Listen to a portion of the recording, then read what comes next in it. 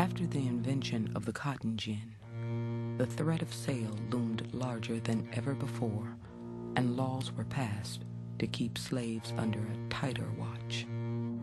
Some resisted by running away, others by stealing or refusing to work.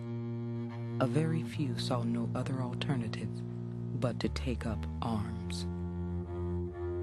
One was a slave named Gabriel, who stole a pig and was hauled into a courthouse outside Richmond, Virginia, in 1799.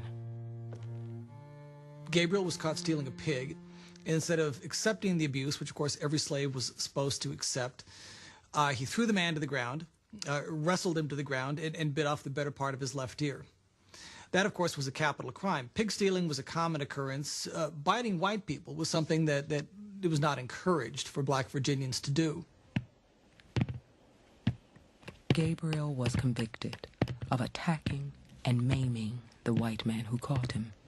To deter others from such crimes, he was publicly humiliated, branded, and forced to spend a month in jail. As Gabriel sat in his cell, he decided that the time was right to organize the slaves of Richmond and strike against those who were holding them in bondage. The only time that slaves would have had any mobility without the most rigid observation of whites would have been on a Sunday, would have been at night. Religious gatherings could have, in some cases, provided an opportunity for people to meet.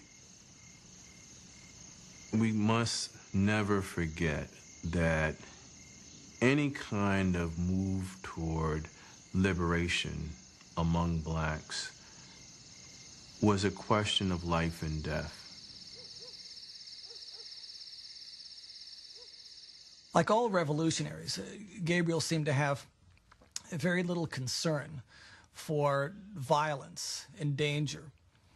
He was 6'2", 6'3", in a time of relatively shorter men. He was a blacksmith, so he was a man of enormous strength. He was described as having scars on his face. He was missing most of his front teeth, and I suspect that came from mixing it up in the quarters with other slaves. He was a man who people instinctively tended to follow, and he apparently feared very little. After his release, Gabriel began hammering out instruments of war, turning shovels into swords and molding bullets.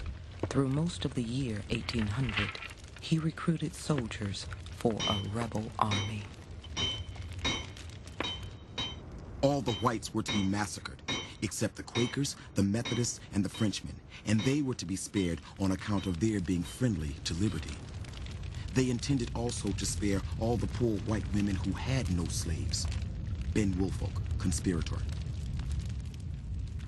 Obviously, he was not a naive man. He realized that this would be black freedom born of white fear, not out of white magnanimity.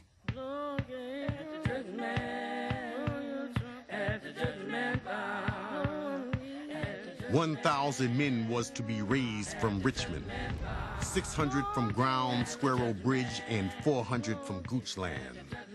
The business of the insurrection had so far advanced that we were compelled, even if discovered, to go forward. Solomon, conspirator. Gabriel decided his troops would move at midnight on August 30th, 1800, carrying a flag with the motto, "Death or Liberty."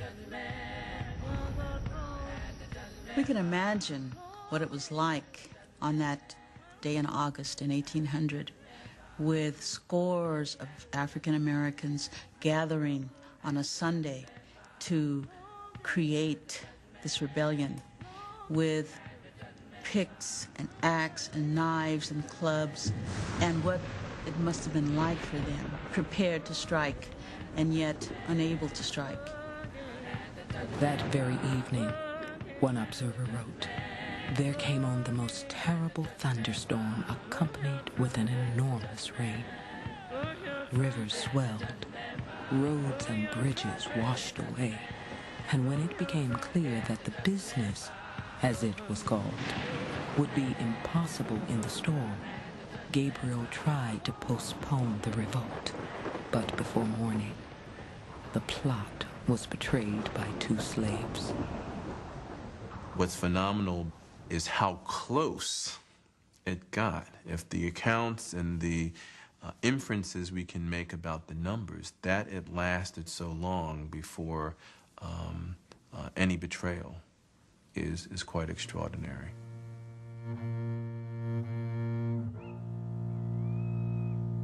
Gabriel went to trial on October 6, 1800.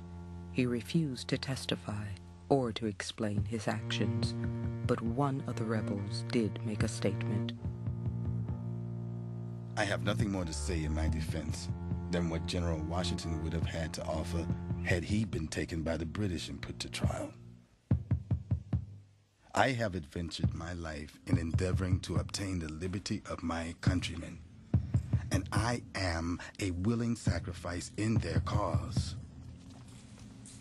And I beg, as a favor, that I may be immediately led to execution. I know that you have predetermined to shed my blood.